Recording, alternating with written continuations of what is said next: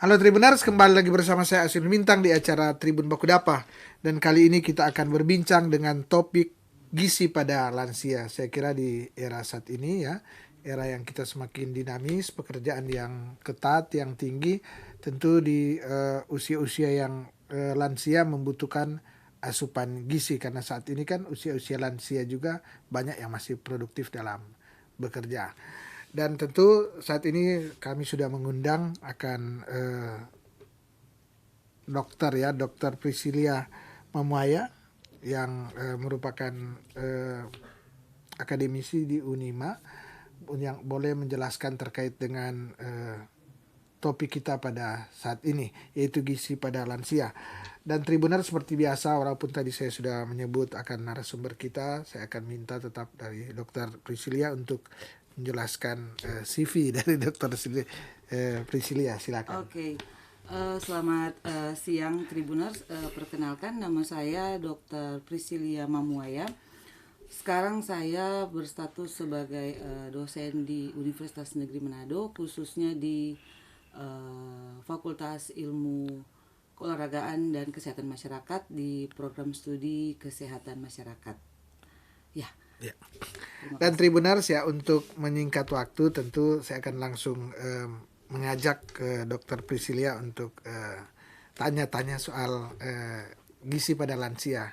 Karena apa? Tentu seperti kita ketahui bersama, kita di berbagai usia tentu perlu asupan gizi ya. Mungkin dari anak-anak, bahkan dari bayi ya, dari kandungan, bayi, muda, balita, prasekolah. Sekarang kenapa ada perlakuan khusus ke lansia? Karena katanya di usia lansia banyak keberadaan tubuh kita yang sel-selnya sudah aus sehingga berbeda. Iya. Gimana dok untuk tentu membutuhkan asupan gizi ya? Iya, jadi boleh dijelaskan. Jadi sebenarnya kalau lansia itu ya baru kita kepanjangannya saja lanjut usia, otomatis usianya itu sudah lanjut. Beda dengan usia masih anak sekolah, prasekolah atau pemuda remaja. Dok, jadi yang kita maksudkan lansia di sini yang usia berapa? Itu. Jadi kalau kita baca cerita tentang kriteria dari lansia itu ada menurut kita pakai WHO ya.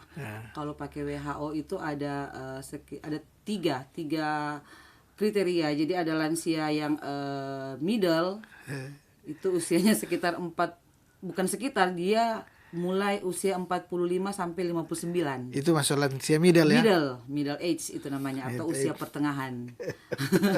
Kemudian dia ke elderly. Jadi dia udah masuk ke usia lanjut itu 60 sampai 74 tahun. Kemudian yang usia tua itu 75 sampai 90.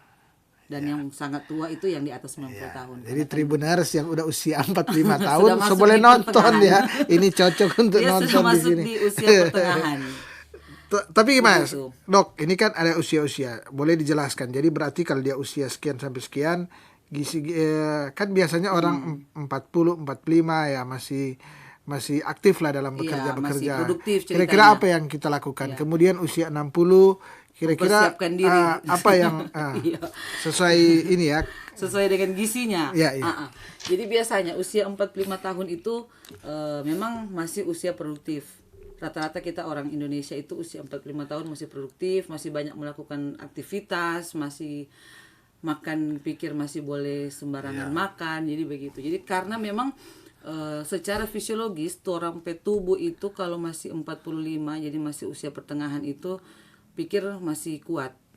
Dari mana orang mau lihat orang tubuh atau orang struktur sel, orang kan atau lihat orang lambung sunyak mampu atau masih mampu. Dari mana orang mau lihat? Orang bisa lihat dari orang kondisi di luar yang bisa kelihatan. Jadi lihat orang kuli.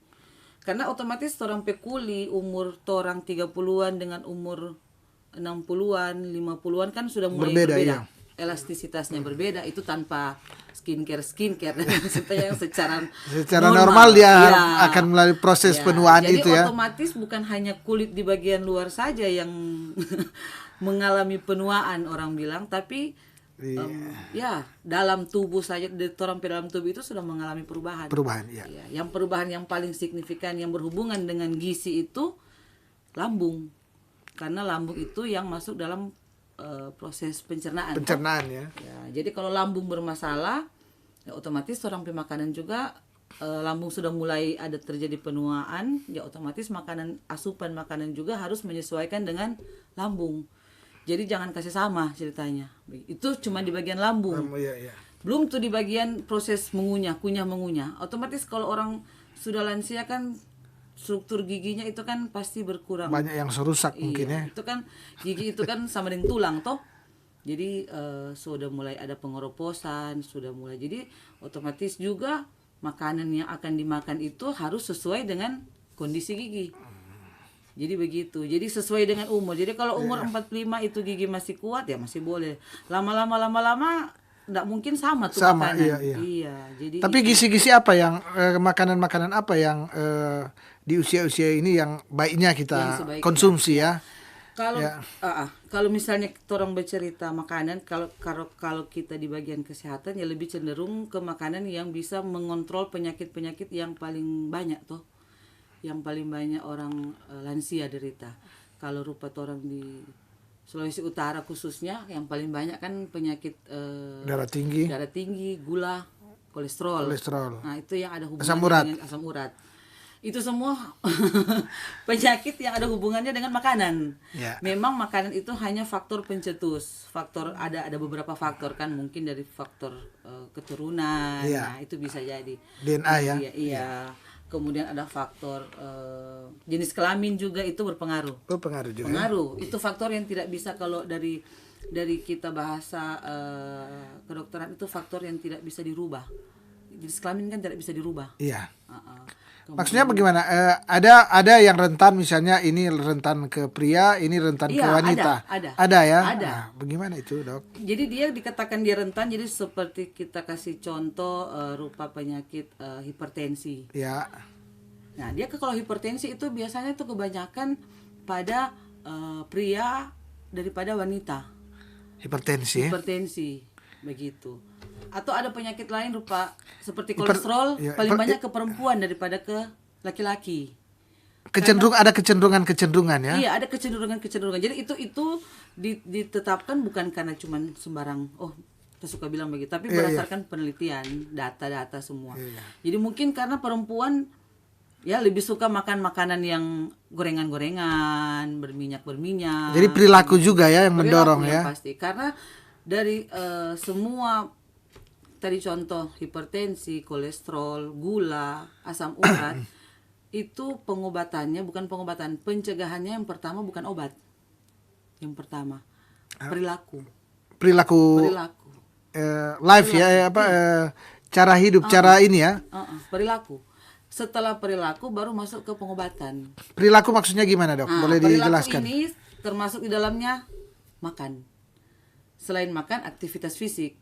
Begitu. Misalnya perilaku kan berarti kan bangun jam sekian, makan jam sekian. Kalau maksud bangun makan itu kan setidaknya sudah jadi tabiat toh, sudah jadi kebiasaan. Tapi yang bisa orang rubah kan seperti makanan. Bisa orang rubah lagi. Aktivitas fisik kita kan nggak perlu aktivitas fisik yang berat-berat untuk lansia. Makanan juga itu. Dok, orang butuh misalnya kalau usia-usia yang disebut lansia tadi yang vitamin apa misalnya? Vitamin apa? Karena kan misalnya dikatakan tadi di usia-usia tua mungkin banyak sel-sel yang cepat aus atau ini. Jadi orang butuh yang gimana?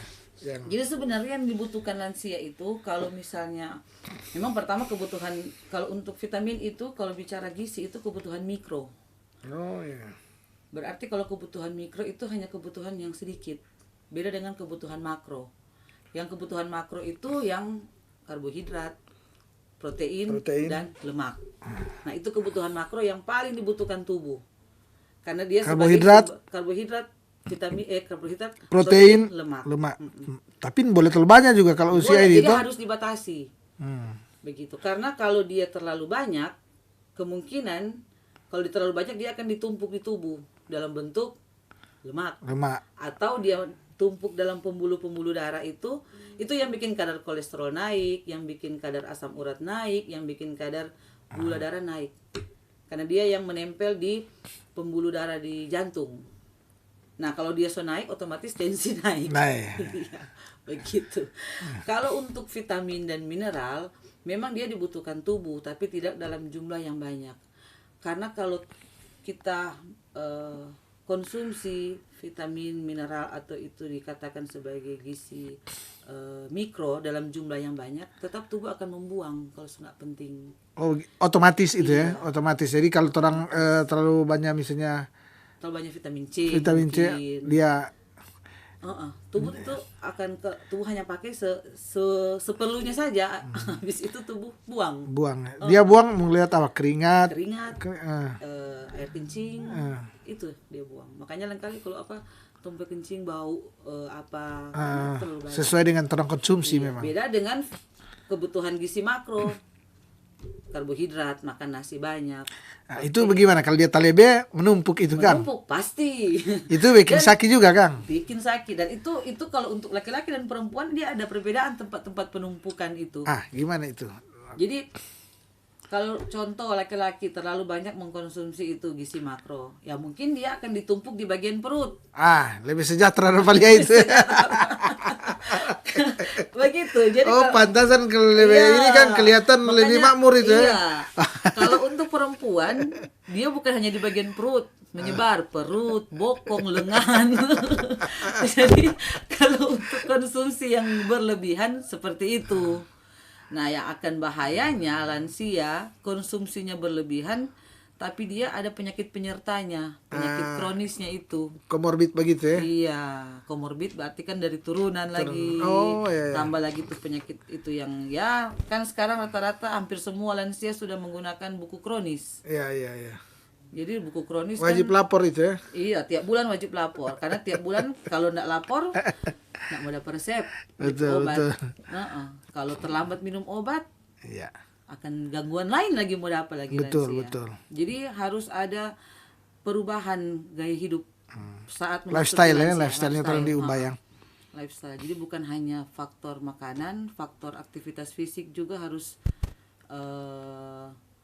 beda ya. Jadi jangan lansia komba gym, olahraga berat, itu kan juga mau mengganggu DP tulang. Begitu. Jadi ya memang susah-susah gampang kalau apa lansia. Tribuners, menarik ya dengan Dr. Priscilia ini bahwa di usia-usia lansia, usia 45 ke atas, 60 ke atas, 75 ke atas, ada perilaku-perilaku khusus di kehidupan manusia. Orang punya kehidupan ini. Tadi sebagian sudah diutarakan ya, bagaimana orang asupan vitamin, juga orang membutuhkan karbohidrat, tadi protein, lemak, itu hal yang dikatakan makro yang dibutuhkan oleh tubuh, sangat dibutuhkan. Tapi juga tidak bisa berlebihan. Tentu kalau dia berlebihan tentu akan berefek di lain, bisa menjadi suatu hal yang memicu penyakit ya, apalagi yang degeneratif yang ya, yang memang sudah kronis ya, yang sudah ada hipertensi, gula. Dok, ini kan ini usia-usia kan 45 biasanya masih cukup kuat lah untuk beraktivitas. Kemudian 60 masih lumayan juga, 75 sudah mulai ada sedikit. Sudah mulai. Gimana, Dok, dalam kan seperti kita bilang tadi bahwa ada orang di usia 45 di setiap kantor, apalagi di PNS nanti dia pensiun kalau di eselon 3 56 tahun. Kalau dia struktural eselon 2 paling sampai 60 boleh. Iya, boleh. Kalau dia dosen, kalau dia profesor masih 65 bahkan 70 boleh. Artinya ada aktivitas yang lakukan. Untuk itu kira-kira, Dok, gimana sarannya ya untuk kerja-kerja? Mungkin bisa lebih detail. Apa yang harus diperhatikan ketika kerja, lansia yang masih produktif ceritanya. Kemudian mungkin selain itu apa yang harus orang minum atau orang bukan soal obat, tapi saya kira ada zat gizi yang spesifik, yang spesifik. Jadi sebenarnya kalau lansia tadi kan dikatakan umur 45 sampai 60 yang masih produktif itu malahan bagus, karena apa? Aktivitas fisiknya itu masih ada. Apalagi yang dia tiap hari ke kantor. Berarti kan otomatis jalan kaki, di kantor jalan-jalan, itu kan sudah masuk di aktivitas fisik sebenarnya. Walaupun itu bukan olahraga. Bukan. Jadi jangan menyamakan aktivitas fisik dengan olahraga. Tapi yang dibutuhkan di sini bukan olahraga, hanya aktivitas fisik. Cukup dengan bergerak saja. Karena kalau olahraga lain lagi kalau olahraga. Kalau aktivitas fisik kan berarti hanya memacu jantung begitu. Jadi kalau aktivitas fisik, kalau memang lansia itu masih beraktivitas fisik dalam arti masih bekerja, berarti itu ya sudah, berarti satu poin sudah terpenuhi. Melakukan aktivitas. Jadi tinggal 1 poin lagi tentang konsumsinya. Nah, jadi kalau untuk konsumsi makanan, jadi sebenarnya kalau contohnya untuk kolesterol, semua masakan, apalagi kita kalau di Sulawesi Utara rata-rata menggunakan minyak goreng. Sebenarnya bukan tidak baik. Minyak itu tetap dibutuhkan oleh tubuh kalau untuk proses metabolisme. Tetap dibutuhkan oleh tubuh. Tapi kalau untuk lansia yang mempunyai penyakit seperti kolesterol, sebaiknya kalau menggunakan minyak, pakailah minyak yang tak jenuh, lemak tak jenuh. Jadi biasanya orang kalau periksa kolesterol, kalau cuma periksa biasa di jari kan cuma keluar kolesterol. Tapi kan kalau dia periksa selengkap khusus kan dia keluar trigliserida, HDL-nya, LDL-nya keluar begitu. Nah, itu acuan untuk melihat sebagaimana tingginya orang kolesterol baik dan kolesterol yang jahat. Ya. Karena kalau kolesterol yang jahat itu lebih banyak, otomatis trigliserida akan meningkat. Kalau kolesterol yang baik itu lebih tinggi kolesterol jahat itu akan turun dan trigliserida akan turun. Nah, tujuan kita kan trigliseridanya turun. Jadi yang harus kita perbanyak adalah kolesterol yang baik. Nah, kolesterol yang baik itu didapat dari mana? Kolesterol yang baik itu didapat dari kalau kita banyak mengasup lemak tak jenuh. Nah, semua lemak tak jenuh yang kita konsumsi itu mengandung kolesterol baik. Itu contohnya apa? Kalau memang kolesterol memang kalau yang biasanya kita gunakan sebagai minyak goreng itu untuk masak-masak itu kan semua lemak jenuh.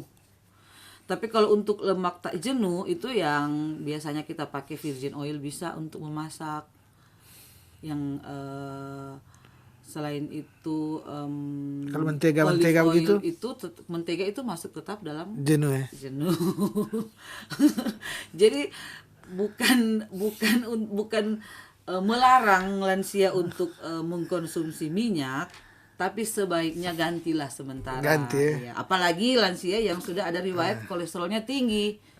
300, 350, 400. Karena orang makan yang rebus-rebus. Kalau orang mau bilang sering boleh makan minyak, makan rebus-rebus yo. Sebentar orang hati sudah akan bekerja. Karena organ hati itu mau bekerja membutuhkan sedikit lemak. Begitu. Kalau lemak hati sudah bekerja, semua lain. Karena hati berfungsi untuk menetralisir juga racun-racun di tubuh. Kalau sudah bekerja, terampil racun lagi sudah dinetralisir oleh hati. Jadi bukan melarang mengkonsumsi minyak, tapi untuk lansia yang mempunyai riwayat kolesterol tinggi, ya sebaiknya gantilah dulu. Kemudian itu selain itu kalau untuk kolesterol itu untuk yang lemak. Nah, kalau untuk karbohidrat karbohidrat yang paling kalau orang-orang Indonesia nasi kalau tidak makan nasi udah paling tidak makan. Belum makan. Biar so makan cookies banyak, tetap belum makan kita. Belum kenyang karena belum makan nasi. Betul. Karena memang sifat utama dari nasi itu mengenyangkan. Kenapa dia mengenyangkan? Karena dia banyak mengandung zat gula. Itu ya? Gula. Memang kalau secara strukturnya itu nasi atau karbohidrat itu dia merupakan susunan susunannya ada dari glukosa. Gula glukosa ya. Glukosa karena gula kan glukosa. Ya. Jadi memang dia mengenyangkan karena dia manis. Makanya nasi kalau orang kunyah lebih lama lebih manis. Dan itu musuh bebuyutannya penyakit diabetes. Orang kalau diabetes memang disarankan jangan banyak mengkonsumsi nasi. Ya. Kalaupun mau boleh ganti ke beras merah yang seratnya lebih tinggi. Beras merah. Lebih mahal itu. Ya memang begitu. Makanya mumpung masih kalau memang usia lansia masih lansia pertengahan, middle 45 dan belum mempunyai riwayat gula, kolesterol, asam urat, hipertensi, so boleh atur no tuh pola makan dari sekarang. Biar orang nak makan nasi nyak apa-apa kok. Iya toh? Iya, ding kali kena mah no. Kalau kena mah itu karena saat orang makan kondisi lambung itu sudah kosong dan sudah terisi asam lambung. Itu yang menyebabkan mah. Ya. Jadi kalau orang ada kalau misalnya mau makan, ya usahakanlah makan tepat waktu. Begitu. Kalau misalnya dia nak makan nasi atau mengurangi nasi, baiknya ganti dengan apa? Boleh. Kalau dari sisi kesehatan. Dari tentunya. Sisi ya, boleh itu ganti pertama dengan beras merah bisa. Ya. Kalau cuma mau makan protein juga untuk orang-orang yang diet itu makan protein. Ikan juga berarti banyak kan? Boleh ikan apa-apa asal harus lihat dulu kondisi tubuhnya bagaimana. Kalau dia kurus, otomatis masalahnya kalau dia kurus, tubuh akan mengambil energi dalam tubuh sebagai cadangan energi. Yang sebenarnya energi itu didapat dari karbohidrat. Iya. Walaupun protein dan lemak itu bisa menjadi energi, tapi lama prosesnya. Yang paling cepat dari karbohidrat. Jadi kalau tubuh tidak mengkonsumsi karbohidrat, otomatis tubuh akan mengambil cadangan energi yang ada dalam tubuh. Nah, cadangan energi itu ya berupa lemak, lemak habis, jadi turun dalam tubuh badan ceritanya. Tapi kalau untuk lansia tetaplah mengkonsumsi karbohidrat. Tapi karbohidrat yang bagaimana dulu itu? Kalau dia ada penyakit bawaan diabetes ya otomatis usahakanlah jangan dulu banyak makan nasi. Kalaupun mau ya biasa satu porsi ya kasih bagi sepertiga. Karena tetap energi itu akan dibutuhkan tubuh. Karena itu kalau tidak ada energi tubuh lemah. Kalau lansia kalau selemah sudah bisa beraktivitas fisik. Betul. Begitu. Tribuners ini semakin menarik ya. Saya kira tadi intinya berarti ada keseimbangan. Iya. Berarti rasa-rasa kalau orang rasa lagi ini ya mungkin nasi tadi dikatakan Dokter Priscilia kalau biasa kasih kurang sedikit. 2 piring jam makan mungkin 1 piring. Iya. Kalau dia cuma satu kadang-kala orang kan cuma satu begini dapat rasa kurang kali ya. Kalau kita lihat tuh hari karena orang memang kalau tidak ada nasi banyak rasa kenyang. Ada rasa kenyang. Padahal kalau dari sisi kesehatan kita lihat di ini satu apa begini cukup sebenarnya Kang. Karena memang ada kebutuhan gizi, kebutuhan gizi setiap hari. Kalau orang penuhi kebutuhan gizi setiap hari, orang kesehatan itu pasti terjaga. Orang di Manado kayaknya susah. Dok, kalau misalnya diganti misalnya umbi-umbian, kentang gimana? Boleh nggak? Sebenarnya boleh umbi-umbian, kentang. Karena itu masuk dalam karbohidrat juga. Karbohidrat sederhana dan karbohidrat kompleks itu. Jadi lebih mendalam lagi kalau mau sebenarnya boleh diganti, tapi ada juga beberapa penyakit yang tidak boleh banyak makan umbi-umbian. Asam urat. Boleh terlalu umbi kan. Iya. Karena kalau jadi serba salah memang. Iya. Jadi ceritanya orang mau ganti umbi-umbian, orang mau ganti kentang supaya orang kenyang. Iya. Padahal sebenarnya orang makan DP porsi sebegitu secukup saja itu bukan kenyang tapi sudah mencukupi orang pe tubuh walaupun orang tidak rasa kenyang. Kan orang pikir belum kenyang tambah leh. Padahal orang pe tubuh sucukup, kebutuhan energinya sudah cukup. Cuma tempe mulu yang belum cukup. Perasaan saja yang masih lapar. Begitu. Jadi intinya kok begitu Dang. Itu karena berarti itu karena habit, karena kebiasaan. Jadi otak belum. Padahal enak ini kita belum rasa kesana, kita masih mau tambah ini. Padahal sebenarnya kebutuhannya sudah pas, cukup. Kalau lebih lagi orang tambah konsumsi, otomatis kalau seberlebihan ya ditumpuk lagi dalam tubuh. Begitu, jadilah lagi penyakit. Betul. Tambah lagi naik lagi kolesterol. Iya toh? Betul. Lebih tambah tagolojo naik lagi kolesterol. Atau semulai bajalang sombong dong bilang. Sosupi. Gitu. Jadi itu karena perilaku makan. Makanya perilaku makan. Iya, makanya pencegahan untuk penyakit itu pertama itu gaya hidup, lifestyle. Begitu. Kalau orang tahu lah gaya hidup. Dan Dok, mungkin kan tetap di ini juga untuk olahraga. Kalau olahraga untuk lansia kira-kira aktivitas gimana? Fisik. Ya. Aktivitas fisik. Memang kalau tetap orang bercerita olahraga untuk jantung sehat. Ya. Memang olahraga untuk jantung sehat gampang. Jalan kaki saja 30 menit sudah. Makanya kita bilang lansia kalau dia masih produktif sampai 60 tahun berarti dia sudah melakukan aktivitas fisik. Dia masih bekerja. Masih di kantor. Nah, mungkin kan sampai di kantor duduk-duduk terus. Ya, pasti paling dia ada jalan ke sana, jalan ini begitu kan. Jadi aktivitas fisik untuk lansia itu dia minimal jalan kaki 30 menit sampai 40 menit. Cuman jalan kaki. Satu hari ya. Jangan biar enggak satu hari boleh. 1 minggu 3 kali enggak apa-apa. Boleh. Untuk jantung sehat. Karena semua itu makanan-makanan tadi tidak bilang itu yang lemak, itu semua yang bikin kolesterol naik, asam urat naik, gula darah naik, tensi naik. Itu semua menumpuk di pembuluh darah jantung. Oh, iya. Dia menumpuk di pembuluh. Nah, bagaimana dia boleh mau terkikis dan dia itu? Jadi ibarat selang, orang pasang air di selang. Kalau di selang itu tidak ada hambatan, air berjalan lancar. Begitu pula orang pe jantung. Kalau misalnya orang pe jantung pe selang itu DP pembuluh darah itu tidak ada hambatan, darah juga akan mengalir bagus. Tuh jantung berpompa bagus. Mar kalau di dalam selang itu ada batu, ada yang menyumbat, otomatis kan DP air nak berjalan bagus. Sama no. Jantung juga nak akan memompa darah dengan bagus kalau sudah pele dengan kolesterol. Itu tuh bikin tekanan ya. Baking naik sampai kalau dia menyumbat total itu pembuluh darah jantung, serangan jantung. Atau kalau bukan serangan jantung kena stroke. Itu tuh yang banyak fatal itu ya. Pasti fatal. Fatal karena dia stroke atau kematian memang ya. Ujung-ujung. Iya. Itu. Jadi begitu. Cuman itu sih yang kondisi utama. Banyak sekali penyakit lain lagi, tapi yang paling utama apalagi orang di Sulawesi Utara kan yang paling banyak itu penyakit degeneratif jantung. Penyakit jantung dan pembuluh darah. Itu. Jadi memang penanganan utamanya cuma dari itu. Gizi dulu. Tribuners, menarik ya, tadi ini berarti soal lifestyle ya, dari di usia-usia lansia, lifestyle kita harus diperhatikan. Tadi dikatakan lebih bagus yang masih beraktivitas, yang masih kantoran silakan ya, itu bagus untuk yang cuma di rumah silakan jalan-jalan di muka belakang berjalan di kintal toh. Ya, lebih bagus ya yang melakukan pergerakan ya. Iya, pergerakan. Tadi dikatakan juga selain gizi olahraga minimal 30 menit ya. Lah, 30 menit jalan, kemudian sekarang kalau ini dok tadi terang makanan ini, kalau dia buah-buah kira-kira kecenderungan apa yang terang boleh ini? Kalau buah dia lebih kecenderungan jangan buah yang asam, karena kalau buah yang asam dia akan mengganggu lambung. Tadi kan di awal saya bilang kalau lansia kan lebih lama DP. Jadi berarti lambung. Pepaya murah itu tuh kan itu. Nah, itu kan bagus. Jadi itu juga bagus untuk proses pencernaan lansia.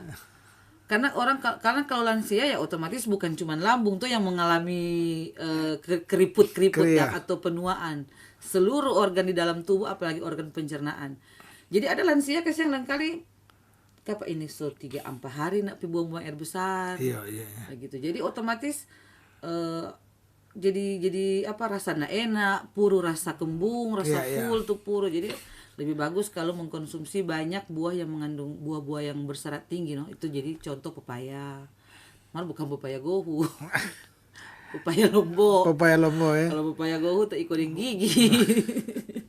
Pepaya kalau sedikit ini apa pisang itu? Pisang boleh. Iya, karena pisang juga banyak mengandung kalsium toh. Jadi bagus untuk lansia, untuk tulang.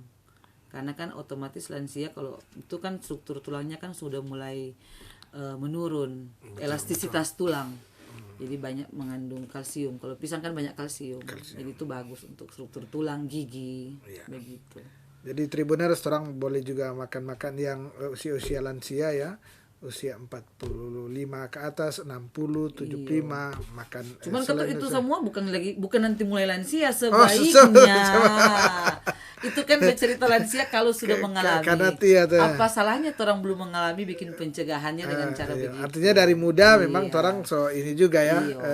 Belajar makan sadiki. Jangan karena nasi sadiki. Pak lansia, Pak semua aja tuh buah satu anak karena. Jadi sebelum mumpung belum dapat tuh penyakit kan orang boleh baking supaya nggak mau dapat.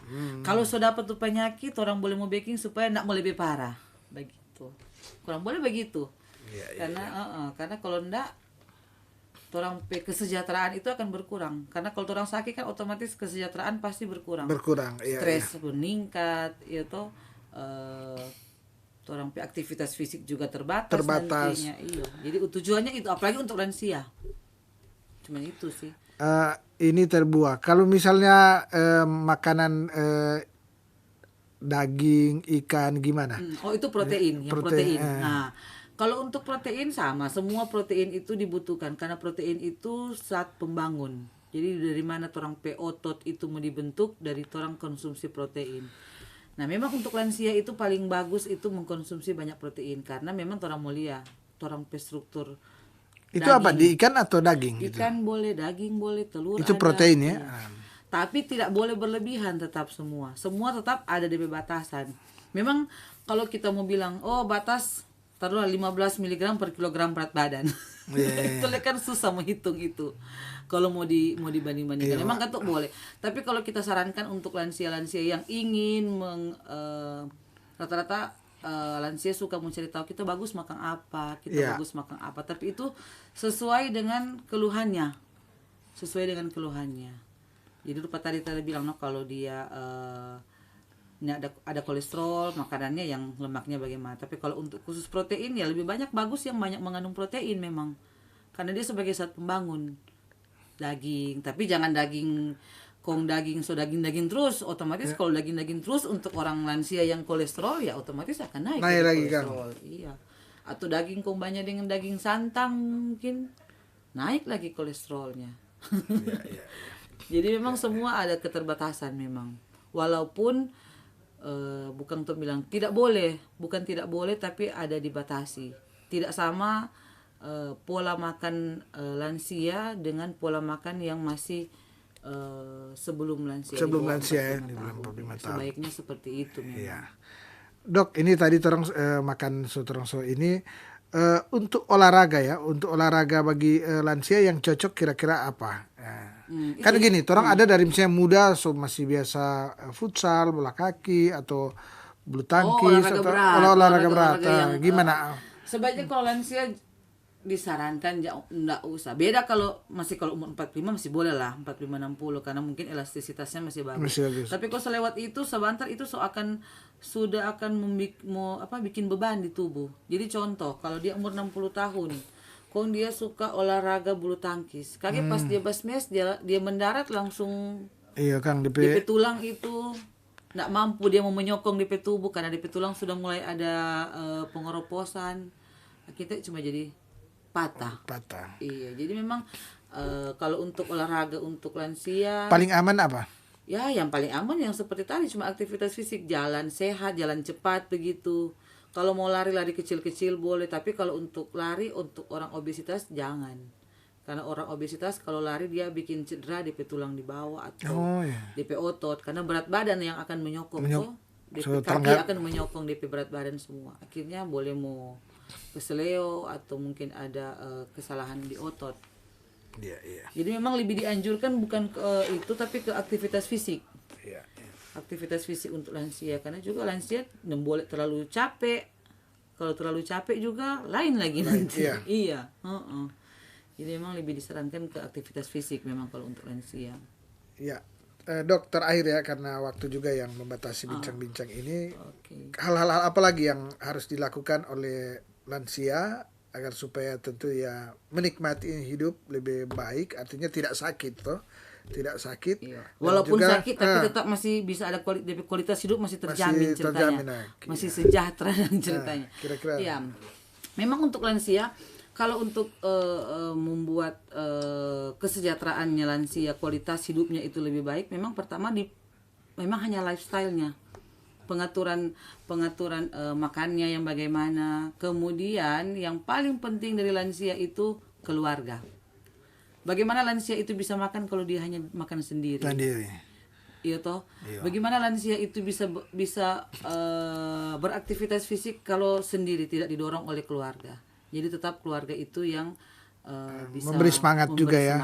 Dorongan kepada artinya lansia. Ada suami, istri, anak-anak saling memberi dorongan cucu. Ya. Kalau dia cuma sendiri berarti psikis ya. Psikis ya. Karena otomatis lansia juga kan sel-sel otaknya kan sudah mulai menua.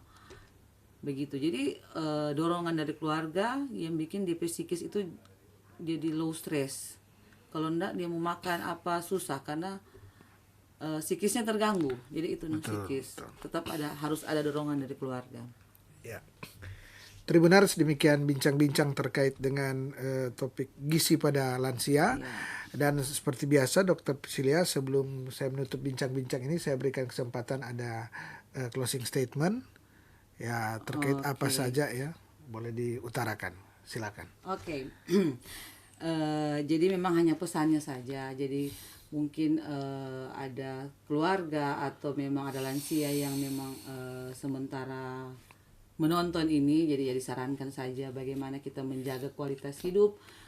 Walaupun hanya dengan makan teratur, dengan mengontrol makanan, kita bisa menjaga kualitas hidup menjadi lebih baik. Terima kasih. Oh, iya.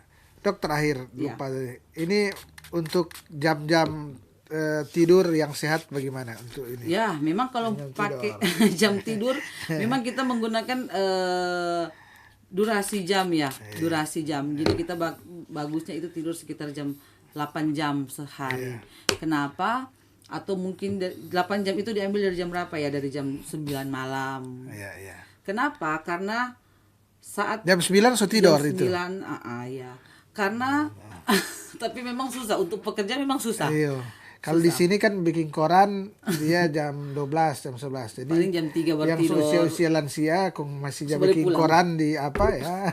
Boleh pulang dulu. Karena memang proses tubuh itu, metabolisme tubuh itu puncaknya pada dini hari. Dini saat hari. Kita tidur.